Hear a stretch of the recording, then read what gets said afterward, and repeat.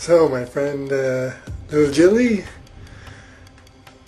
posed an interesting question. If I'm understanding right, she's asking me specifically, what is the last of the fears still lurking in me? Like me, I'm pretty sure that's what she's asking for myself. So that's an interesting question. First of all, I'm not a person who, for the most part, I don't live in fear. I mean, we all have fear, and I'll definitely get into mine in a second, but just as a general rule, well, we see a world where a lot of people are quite, whether they know it or not, there are a lot of people that are day to day, through most of their actions, actually are highly driven through fear. I am not a person who's highly motivated by fear. It can affect me. It is, there's definitely fear has been there through my life, but I'm not someone who's highly driven by fear. I'm a pretty peaceful person, and as the years go on and my own journey unfolds, and I become more at peace with what is and accepting what is, naturally the fears fade. So, especially in the last few years. So I would say for myself, though, the fear that there is still a very subtle, sneaky, as someone who isn't very fearful in their day-to-day life and isn't easily prone to fear, there is still, of course, I see fear lurking, and I think lurking was a good word to use in my case, because it is very subtle and sneaky. Anybody who knows me would see me as someone who's easily, stricken with fear or a fearful person. So it lurks. So I would say that really it's very simple to me and straightforward. There's only one fear that remains, and to me it's the fear that really is behind all the other fears for all of humanity. So that's the one that's still lurking for me, and I think it's the one behind it all for everybody, really, but that's just how I see it, my perception, and that is the fear of the unknown.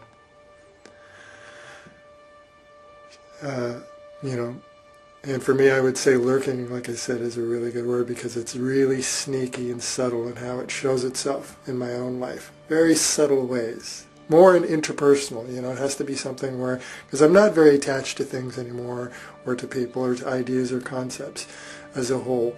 But when I do, in interpersonal relationships, still have a bit of an attachment with certain people, then I see that sometimes I can be momentarily triggered. And in that triggering, then I can recognize that that's really, well, why are you getting triggered? Why even just for that moment, why was it such a big deal? Then you got so emotional about whatever, and it shows an attachment, which if you follow it back, and if I look, a return to stillness, then it becomes clear that it really all just stems again from fear of the unknown. And really, when we look at all our fears, once you start to really look at them and eliminate them, they're all just pointing to the greater fear, I think, of the unknown.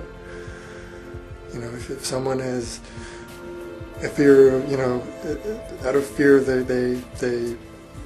of loss, or of not being in control, or things like that. Well, that's really, if you look at them, that's the fear of the unknown.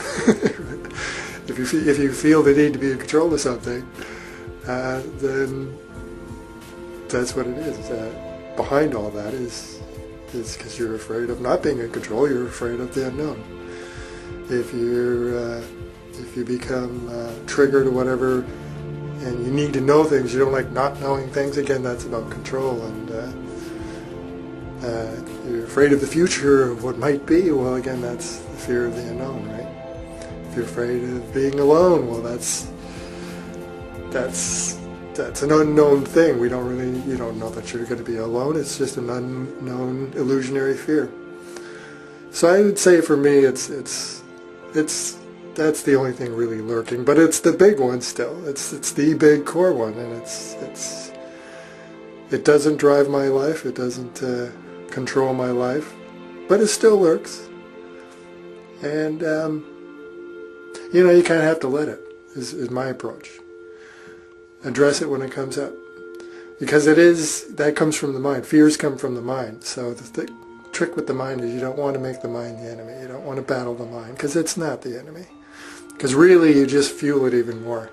When you get pissed off at your own mind and you start to not like your own thoughts and resist your own thoughts and resist your own, that's not good either, because that actually just fuels the mind even more. That's really what it's looking for. The mind, once you really start getting into, I've found anyways over the years, once you really start getting into a peaceful place and a very quiet mind, it will still, as it tries to hold on to ego, and I would say that's with me, is I'm still, out of that fear of the unknown, I'm still just holding on to a little bit of ego persona. I don't really believe in this character of Michael B. Burke. I'm not really that attached to it. I don't really define myself in any way, but still I can see that I'm still holding on just a little bit to it, and so again, behind that is the fear of the unknown, because the mind doesn't want to let go of it. It needs to believe that I'm this person and this is the way things are, because it's afraid of not having that control. So I went rambling there and I lost my train of thought. Yeah, shoot. Well, anyway, so yeah, fear of the unknown, and it can, like I said, it can get sneaky. Oh, I know where I was going.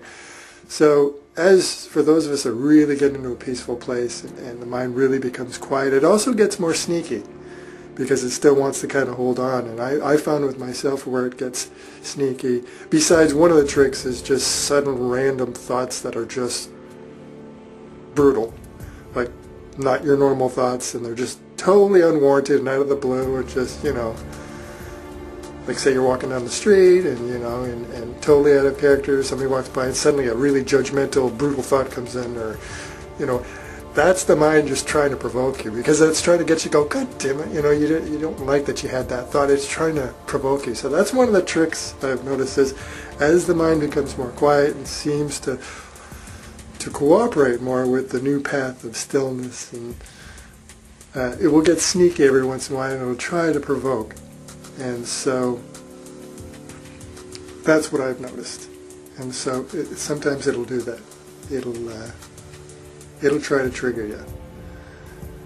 Like I said, one of the ways is random thoughts, and other little sneaky ways. So yeah, I do like that you used the word lurking. I would say it lurks a bit, but again, you don't want to make it the enemy, because that's also one of its tricks, to get you to get pissed off at it, because then it exists, because it's afraid of not existing. So if you can get you to get pissed off by doing little tricks and little things and acting up every once in a while, then it gets your attention, and it feels real, and so that's again a trick of the mind. So even when these things do come up, I don't give it too much attention, because giving it too much attention, or making it the enemy, or getting pissed off at the thought, or whatever, doesn't serve the overall path. So yeah, I don't know if that helps you. I don't know what's still lurking in me, but yeah, I'd say still a little bit of the fear of the unknown, still that last little bit that still wants to hold on that I'm a person. I'm a person. Because what's going to happen if I'm not this person? You know what I mean? All right, there we go. Great topic. Great question. Love and light.